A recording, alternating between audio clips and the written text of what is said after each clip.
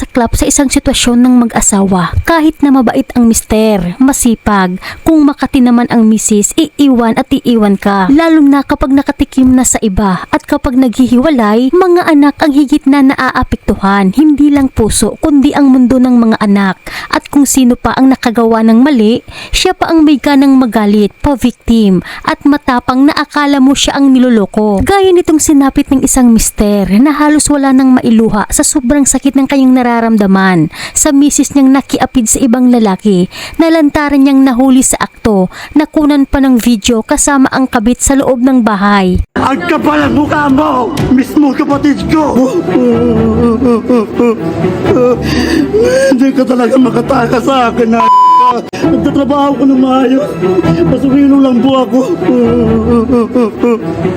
Talagang madudurog ang puso at kalooban mo kapag napanood mo ng buo ang buong video ng isang mister na nagpasaklulo sa Raffy Tulfo in action na walang ibang hinangad kundi mabuo ang kanyang pamilya.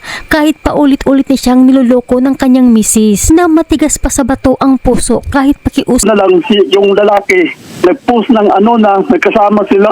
Yun po ako naghihinag. Sama ng pakiramdam ko sa kanya. Akala ko po nagbabago na po siya. Pwede ka namin ipadampot. Basta kung mahuli niya po ako sakto.